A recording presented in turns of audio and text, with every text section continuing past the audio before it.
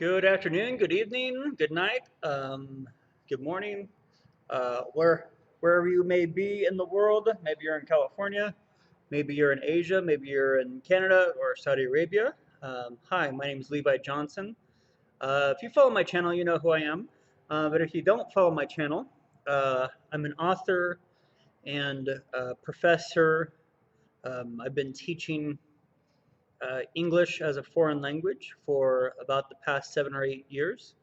Um, and I've got a forthcoming book um, called The Nature of Reality.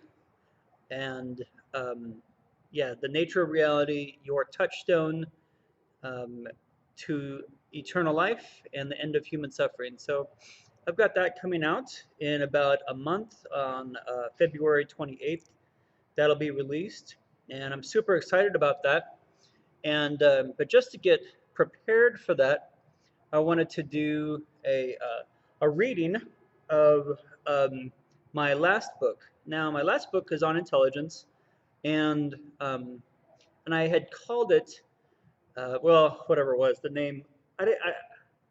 After like letting the book sit for six or 8 months with the title and the branding, um, yeah, just based on the sales, I decided to rebrand it um, because it wasn't doing as well as I'd hoped. And so I've decided to be a little more aggressive, uh, which is more my style. I was a bit placid with the last title, and so now I've decided to call the book "Do You Want to Be More Intelligent? Explosive Secrets to Crush Stupidity and Become Brilliant, no matter who you are or where you're from." So that's the new title, and I think it communicates the heart of the book much more accurately. And because I wrote the book in part to document, excuse me, my own journey, my own intellectual, emotional, and spiritual journey from thinking I was stupid, thinking I was dumb, and not getting very good grades in school, um, but having like these strong successes in other non-academic areas like sales or maybe business.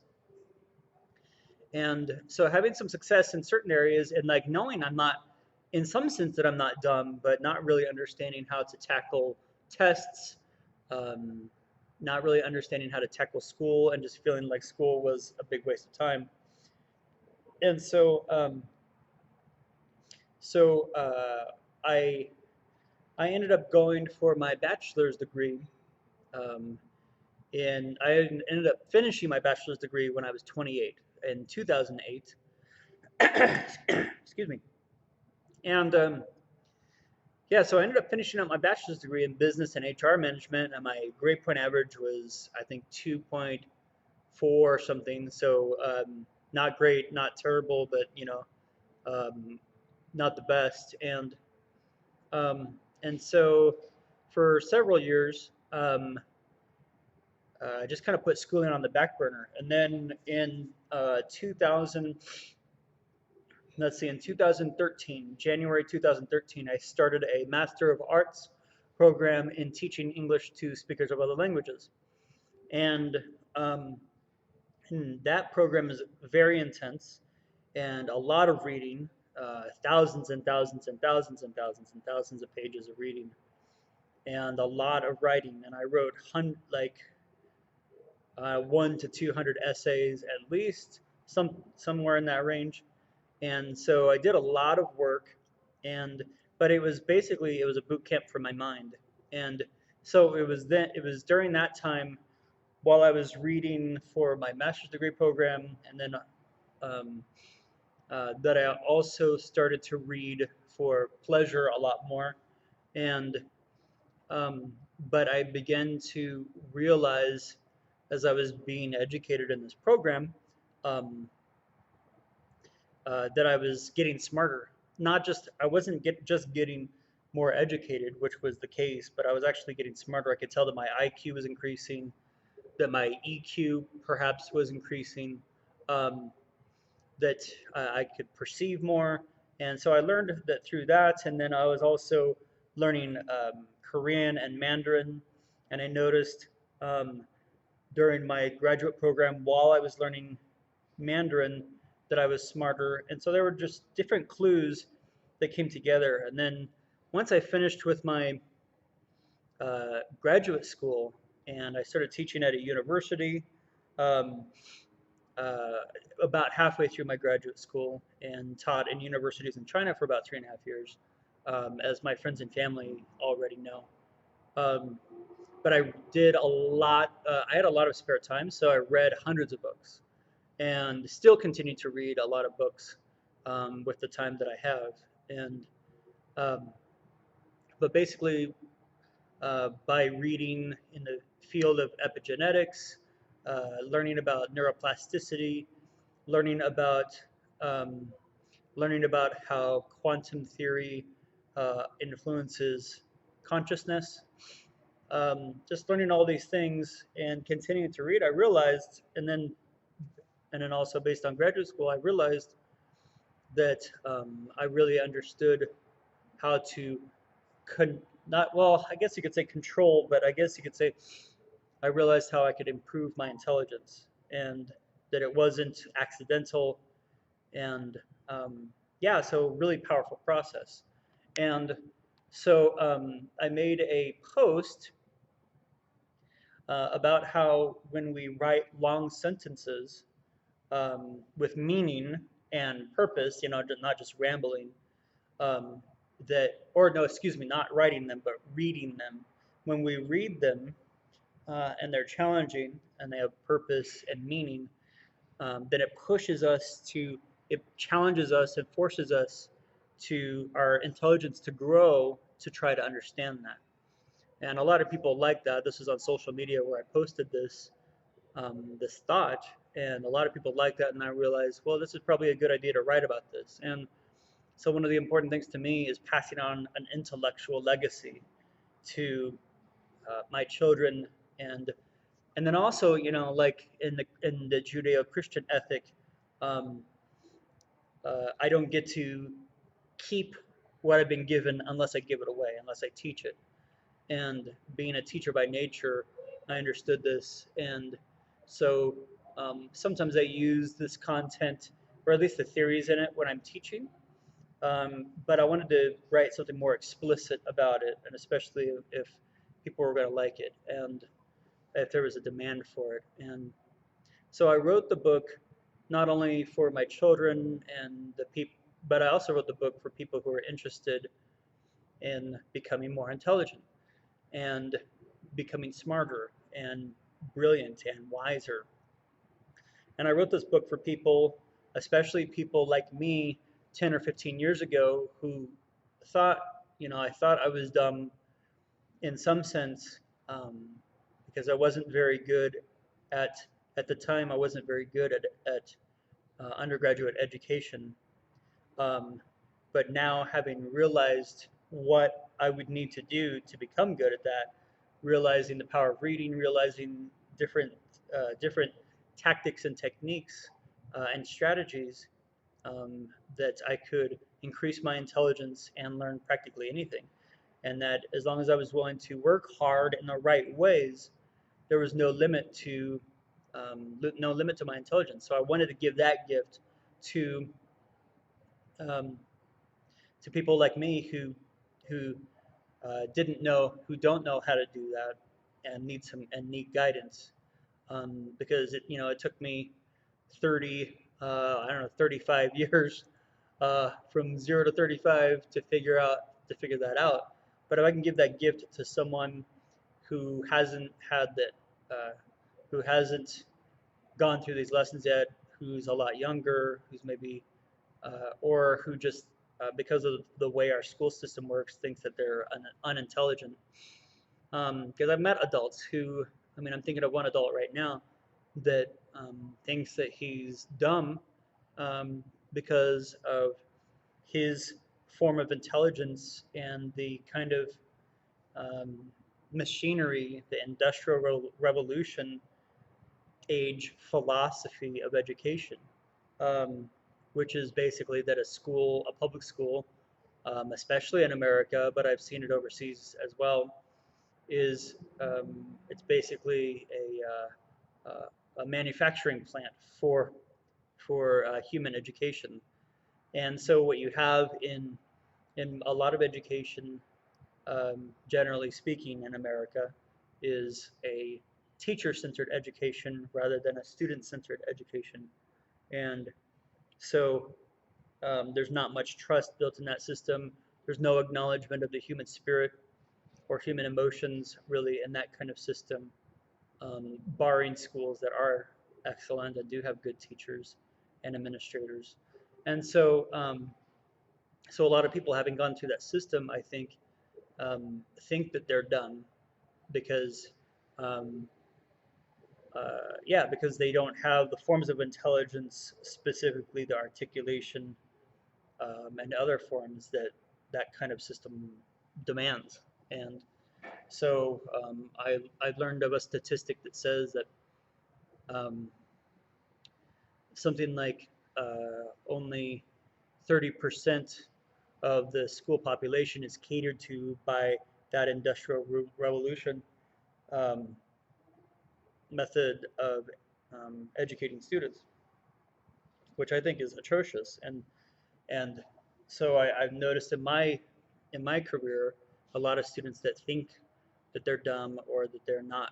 Um, yeah, just they think that they're dumb um, because of their past experiences or that they believe that they're incapable of learning.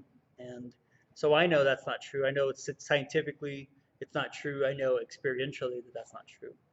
So that's why I wrote this. So without further ado, I'd like to jump into some of this content.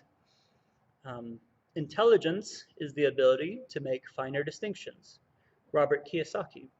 Intelligence is the measure of the number and quality of the distinctions you have in a given situation. Tony Robbins.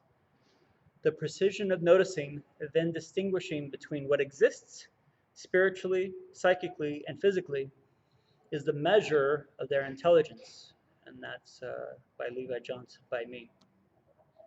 Dedication, I dedicate this book to the Father and to my grandchildren.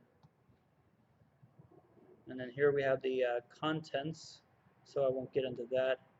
Let's just get right into it. Acknowledgments, I would like to acknowledge my mentors who helped me realize there is no limit to intelligence, and that there, but for the grace of God, go I. Introduction, stupid to intelligent. I grew up thinking I was stupid. I remember being in Sunday school at 5 or 6 years old and not being able to read like the other kids, and the shame I felt at being different. Growing up, I didn't know how to stand up for myself, but I knew how to con people. When people would ask or tell me to do something that I didn't want to do or that caused me to feel taken advantage of, I would play dumb until they got frustrated and left me alone. Unfortunately, I was so good at pretending to be dumb that people started to treat me like I was stupid. I had sold them on a lie and consequently became a self-fulfilling prophecy. I pretended I was an idiot, so people treated me like I was dumb, and therefore I began to believe what people were reflecting. You are a moron. I would have brief moments of intelligence that gave me flashes of insight into my potential. When I was about 12 years old, I signed up with a stationery company from an ad in a comic, and upon receiving their catalog and order form, I started doing door-to-door sales. My first round of sales, I made $80, 80 bucks. Later, when I wanted to make more money, I went out selling again and earned 50 bucks. Excuse the music, I'm in Saudi Arabia, so you're going to be getting a bunch of Arab music. Later, when I wanted to make more money, I went out again and earned 50 bucks. Perhaps it was my boyish cuteness, but I remember after each rejection, mentally rewriting my sales script to account for their objection. Then during the next sales call, incorporating a reason to overcome their objection before they could say it, bypassing it, and then getting a begrudging sale. When I was 12 or 13, I joined a Yankees Little League team. I wasn't very good at baseball and became so terrified of being hit by the ball I could hardly stand at the plate to bat. However, when it came time to raise money for the baseball league, I formed a team with my sister and mom, and together we sold $500 worth of candy bars for $1 each. I remember one night with my table set up outside a gas station in Lakehead, California. It seemed like every person I asked bought a candy bar. It felt like they were saying yes more to me than to the candy bar. My team and I sold so well uh, when it came time to pass out prizes. They told me to stand at the front at, on the baseball diamond because they were going to give so many to me, including free pizza certificates, a new baseball bat, and tickets to an Oakland A's game. And I also got one tickets to or earned tickets to a Giants game as well. The next year, we repeated the previous success, and again, I received many prizes for best sales. Failure in school. When it came to school, however, I felt like a failure. I sucked at standardized tests, and my SAT score was 950 in total. From adolescence through young adulthood, I felt like an idiot. I wasn't good at taking tests, and if it hadn't been for the fact that my mom homeschooled me, I probably wouldn't have graduated high school. Math was painful for me. Learning was torment. I wasn't brilliant. I felt like a loser. After high school, the following spring, I took my first two classes, Intro to Music Theory and English 1A. I got a C in English and an A in Music Theory. Next, I attended Simpson University, where, except for the A's I earned in private guitar and singing lessons, I made mostly C's, D's, and an F. I felt dumber than ever and hated university. I hated tests, but the one class I enjoyed and performed decently in was writing about literature. There were no tests, and I got to write many papers. It seemed like torment for the other students to write so much, but I preferred writing essays to test taking. It was relatively easy for me to write. I could think of things to say and managed to string thoughts together in hastily written essays turned in 30 minutes after class began. I did that many times. My English professor encouraged me to expand my writing skills, but to my regret, I blew off his encouragement. Still, his encouraging words lodged themselves in my mental filing cabinet. Even in the biology class I eventually earned an F in, the professor told me my essay was better than most seniors' writing. I had written it after 1 a.m. the night before it was due while half asleep. I thought for sure I was going to receive a low grade on it. Although I think my professor was somewhat gracious in her compliment because she could see I wasn't going to do well otherwise, still her words were genuine and stuck in my mind. Next, 3 or 4 semesters into university, I met a woman, quit school, and got married. I hated university. I hated the university I attended, and getting married was the excuse I needed to drop out. The marriage fell apart, and we divorced after nearly 3 years.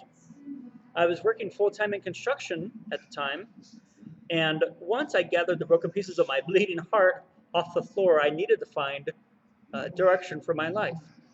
I hated God at the time, so I engineered a plan to become filthy rich so I wouldn't have to depend on him anymore. Since I hadn't finished my bachelor's degree, I returned to Simpson University and got my BA in Business and HR Management in 2008 at age 28. Somehow, in the mix of marriage and returning to university, I figured out that though I might be screwed up, I wasn't stupid. Something about the night classes and professional mode of the program was more attuned to my style of learning. It was about it was more about projects and papers and less about filling in bubbles with a number 2 pencil on a Scantron for a boring multiple choice test which required little critical thinking or problem solving. The degree completion program was pragmatic. The teachers talked to us more like adults than undergraduates. One of the professors introduced the class of managerial economics by saying, "This is a master's level course." The challenge turned me on. I earned an A minus. Because it was a hard course, it was easier for me since it was based on the practical application of economic concepts while working with a team. This experience chipped away even more at my self-conception of being dumb. In a small group communications course, the professor and some students told me I'd make a good professor. Really? I exclaimed with raised eyebrows. Absolutely, they enthused. Later, my mentor told me I was a master manipulator.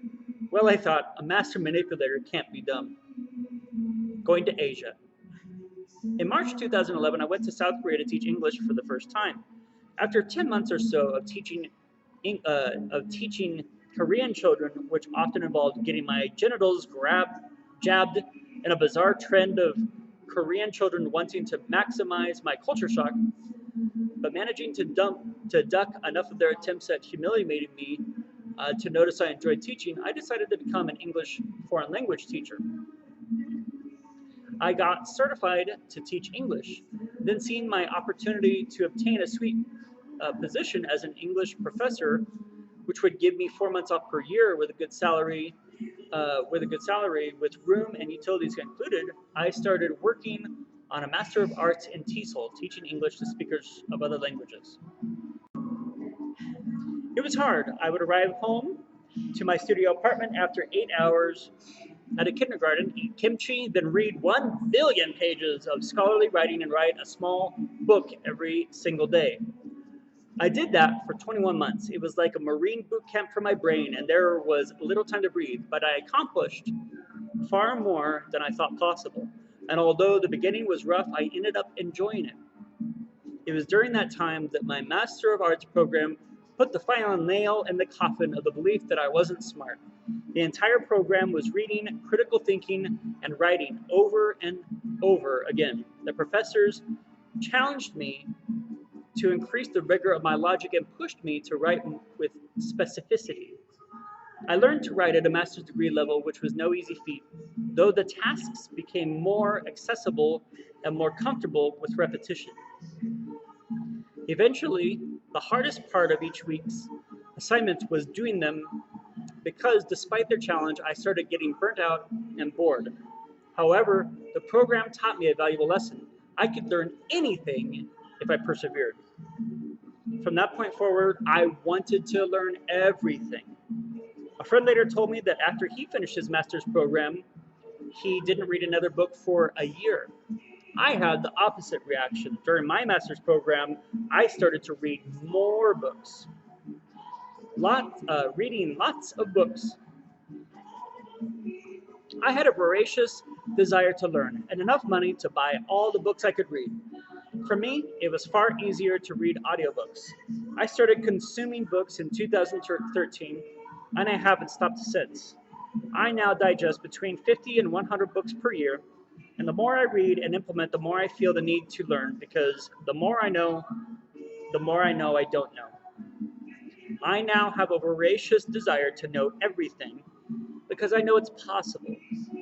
Being pushed to read in grad school, by print, and by audiobook, and then to write about what I was learning and iterate in the classroom caused me to become more intelligent overall, and it didn't escape my notice.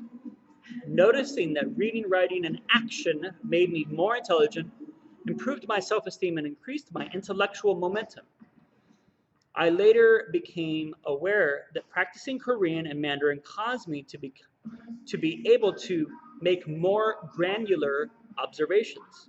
Additionally, I noticed that riding my bike helped make my mind sharper, especially in the morning. These lessons, along with the many lessons I've learned in epigenetics, neuroplasticity, and quantum mechanics, have taught me that the human intellect is virtually without limits. The consequences of choosing to be stupid.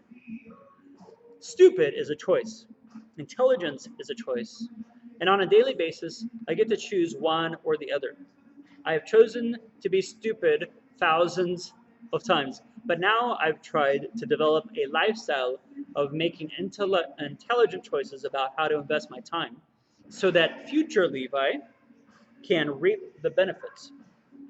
By writing this book, I risk doing what Proverbs tells me not to do, which is to correct the fool. If you want to remain stupid and foolish, no one can change you. I'm writing this book for people who want to stop being stupid and instead want to walk a different path. We know a relatively high IQ helps people succeed in life. EQ seems to have an even more incisive influence. Choosing to be intelligent or not can have dramatic benefits for opting in and painful, humiliating consequences for those who opt out. What is the price of stupidity? Well, ask yourself, what is it that you really want? Do you want to be poor? Do you want to be a victim? Do you want to be looked down upon by others? Do you want to hate yourself? Do you want to blame others for your problems? Or do you want to take responsibility? Do you want to constantly struggle to adapt to a rapidly changing age? Do you want to maximize your pain and suffering? Do you want to feel frustrated and trapped by life's difficulties? I know how it feels to be dumb, and I know how it feels to be intelligent. Intelligence feels better than being an idiot. Ignorance is bliss, as the cliche goes. Ironically, the more sophisticated the vocabulary and communication skills of a person, the easier it can make life. I experience much less frustration now than I did years ago. Before, my vocabulary was smaller, and therefore I couldn't communicate about my inner world accurately. And we know the less people communicate verbally about their inner life, the more they act it out physically. To a degree, why do you think so many men are in prison? In part, it's because men aren't as skilled communicators as women, among other variables. Choosing to be stupid is a fatal stab to the heart of what you really want. Why I'm writing a book about intelligence. I hate the lie that certain people must be stupid. But the American school system, with its Industrial Revolution style of teaching, manages to convince people whose strengths and weaknesses don't cater to their teaching style that they're dumb. The Industrial Revolution style of classes taught today in American public schools are catered to the intelligence style of 30% of the people who attend. The other 70% are left out to dry and can end up feeling stupid because the teaching and learning of the Industrial Revolution style don't match how most people learn, which is through a multisensory experience. Individualized learning, teamwork, problem solving, critical thinking, and gamification ought to be the rule for the classroom, but right now it's the exception. The teacher-centered classroom is an ineffective method of education because students are expected to sit still and listen, and because of the mismatch between that and most people's multisensory learning style, many people believe that they are not intelligent. I was one of those people before I got help. So I am writing this book because I want to help you bypass the same misperceptions about my intelligence that I had. I want this book to be a roadmap helping you to tap the deepest potentials of your mind and brain. I want this book to dispel any misperceptions you may have about your intelligence which aren't accurate. Having taught thousands of students across cultures, I have never met a genuinely unintelligent student, only an untrained mind. Like William Wallace's uncle said to him in Braveheart, with a poke to the head, then wielding a sword, first you learn to use this, then I'll teach you to use this. I have watched students do things in class they thought they couldn't do. I once had a student tell me I can't concerning the task I instructed him to do. I stopped the class and worked with the student for 20 solid minutes in front of the class of 50 students until he could do the task. Then I asked him, "Can you do it?" "Yes," he replied. When it comes to intelligence, there is no such thing as can't. The only question is how. When it comes to intelligence, not to mention other areas of life, many people's philosophy when things get hard is, I can't. I've made the same mistake many times, but with intelligence, can't is based on a lie. Again, it's a matter of how. Wherever your level of intelligence is right now, there is no doubt in my mind that you desire a high level of intellectual development and are capable of achieving it. I want you to know and experience your intellectual depths, and I want to give you the lessons I've learned that have helped me develop a process of intellectual development other people cannot stop. There are people out there who want you to be stupid. I am not one of those people. Since intelligence is developed from the inside out, through hard work and perseverance, through right practice, by the end of this book, you will know how to build your intelligence to as high a level as you are willing to work. God, professors, and many books have helped me to develop habits and tools of constant intellectual development, and I want to give them to you. I'm writing this book because I want to help you unleash your intellectual potential to a degree you never thought possible. I want you to be free to grow your intellect in whatever facet you desire to as high a degree as you want. Since people have helped me become intellectually free, I want to do the same for you, if that's what you want. No matter your age, background, class, ethnicity, or sex, you can become even more intelligent. And with the tools and insights of this book, you will unleash the potential of your mind. Genetic determinism is dying. Naturalism and genetic determinism are dying. Naturalism, the belief that all that exists comes from matter, and genetic determinism, the idea that your ethnicity is your destiny, no matter what you do to change it, has convinced many people that intelligence is static and that you are stuck with the level of intelligence you had at birth. Neuroplasticity disputes that narrative. Genetic determinism has been dealt a mortal blow. You determine who you will become by your choices, not your birth, circumstances, sex, or ethnicity. Therefore, the nature versus nurture debate is moot. Daniel Kahneman, author of Thinking Fast and Slow, would call it a fool's choice because nature versus nurture is a false dichotomy. Classical mechanics tells us there is no such thing as free will because it espouses physical laws determine what you will do. But quantum mechanics blows that idea to smithereens because it shows us that consciously observing particles changes how they behave. See the double slit experiment. That is, choices change things. Neither nature nor nurture, though influential, have the last word on your identity. Your choices determine who you are. As Stephen R. Covey pointed out, between stimulus and response is a choice. While it behooves us to accept the circumstances of our birth, our genetics, or environmental factors as our starting points, they don't have to determine our outcomes. You alone are responsible for the results of your life.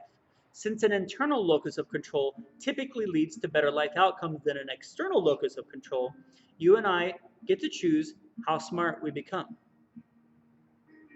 You can, depending on the time and effort you're willing to invest, become as intelligent as Einstein. With inexpensive or free access to the internet, the cost of becoming intelligent is becoming so low that the game belongs to virtually anyone on earth willing to try. You open yourself to higher intelligence when you decide to value it. It takes focus, commitment, dedication, and the belief that it's possible. Perhaps more than anything, it takes a willingness to do what others won't do. Anything worth having is worth sacrificing to achieve if you want it. I have sacrificed and invested a lot of time, money, and social life in becoming intelligent because I knew it would increase the chances of my future success and bring me closer to the life I want to live. What this book is not about. This book is not about learning, although you will learn. This book will educate you, though that's not my primary aim. Although I use some of my Christian system, this book is not only about my beliefs, but concerned with increasing your intelligence to the highest dimensions possible. I want to give you the best I know. I'm not here to tell you that your unique way of learning is wrong or invalid. You know far more than I do about you, so I'm not here to tell you how to learn. This book focuses on a purpose, giving you the practical steps and tools to refine and increase your intellectual capacity in the service of making your world the highest possible good. If you follow the model of intellectual development in this book, you will become as intelligent as you want to be in any area of your life, of in any area of your desire, as long as you're willing to work hard. You don't have to do anything. I'm not here to I'm not here to should on you. I'm not saying you should do this, you should do that.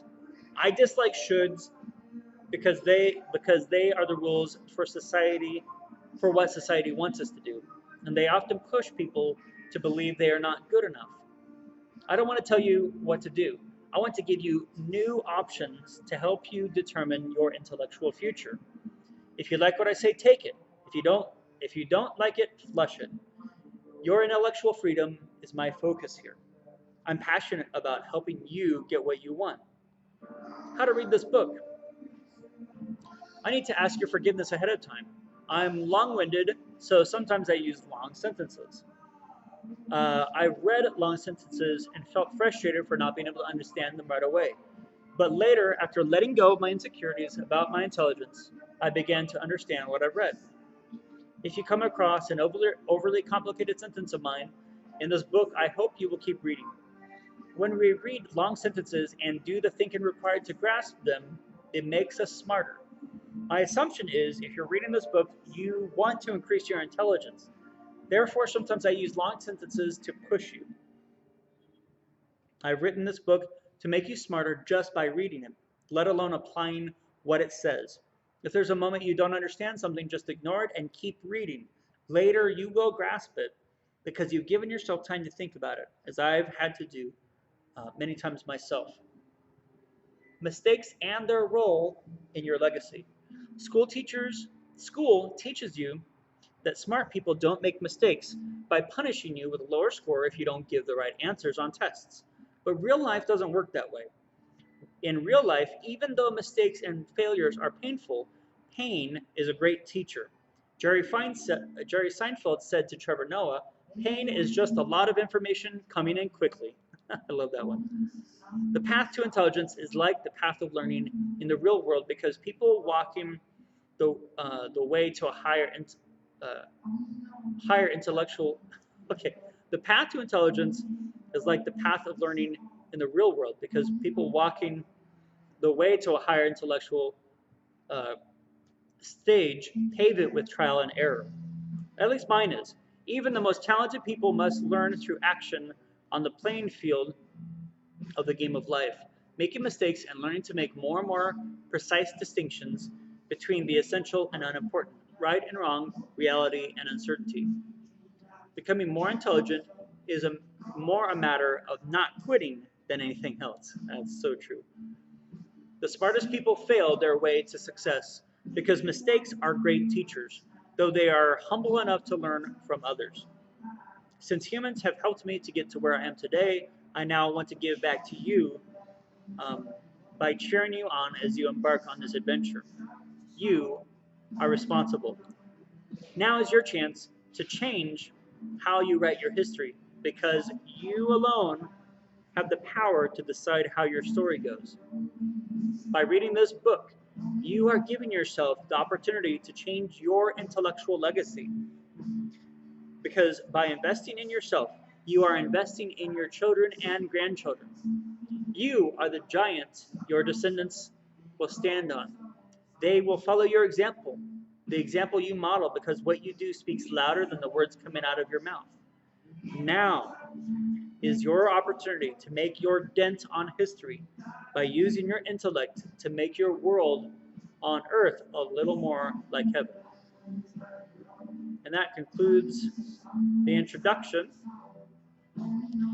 In one of my upcoming videos, I'll be reading through each chapter so that you can get a taste for this. So if you want to purchase this book, if you get tired of listening to the videos, um, then you can go to levijohnson.net and pick up this book and my previous, and on February 28th, my newest book, The Nature of Reality.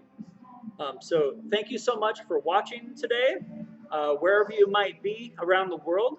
Like I said, I'm coming to you from Saudi Arabia in Riyadh, and right now it's nearly 1 a.m.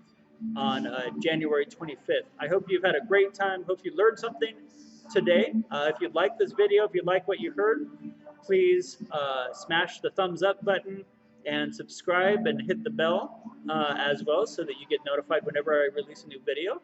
And I hope you have a great day. Bye bye.